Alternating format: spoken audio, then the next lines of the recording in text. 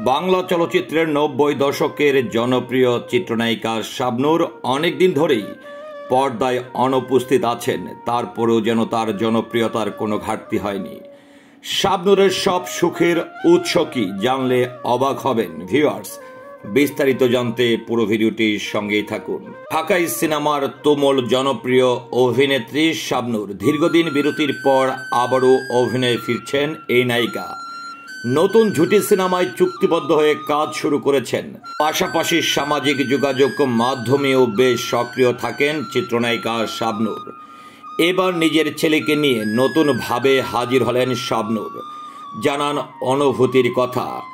ইনস্টাগ্রামে ছেলের সঙ্গে একটি ছবি পোস্ট করে শাবনূর লিখেছেন, আমার সব সুখের উৎস।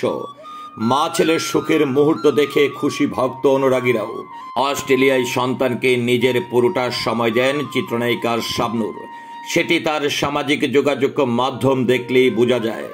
পাশাপাশি ইউটিউবেও সক্রিয় রয়েছেন এই চিত্রনায়িকা।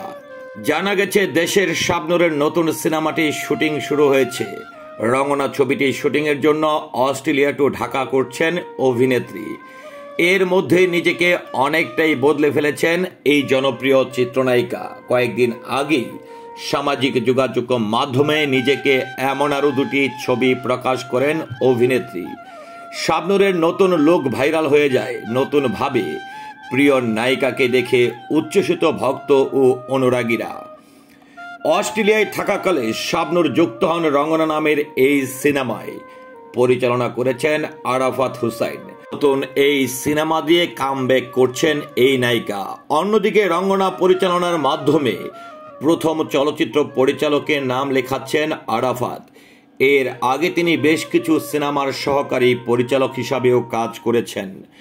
পাশাপাশি মাতাল হওয়া নামেও আরেকটি সিনেমায় অভিনয় করার কথা রয়েছে এই জনপ্রিয় চিত্রনায়িকা শাবনূরের।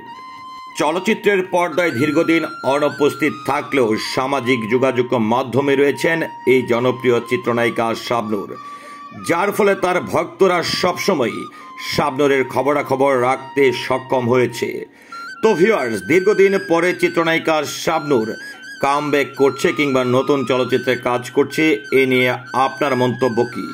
আশা করছি কমেন্টের মাধ্যমে জানাবেন। সেই সাথে নিজের সুখের সবচেয়ে বড় উৎস হিসাবে নিজের একমাত্র সন্তানকেই তিনি ব্যক্ত করেছেন। এটি নিয়েও আপনার বক্তব্য কি? আশা করছি কমেন্টের মাধ্যমে জানাবেন। সেই সাথে পুরো ভিডিওটির সঙ্গে থাকার জন্য সকলের প্রতি কৃতজ্ঞতা এবং ধন্যবাদ জ্ঞাপন করছি। ভালো থাকুন, সুস্থ থাকুন, সবসময় আমাদের সঙ্গে থাকুন। আল্লাহ হাফেজ।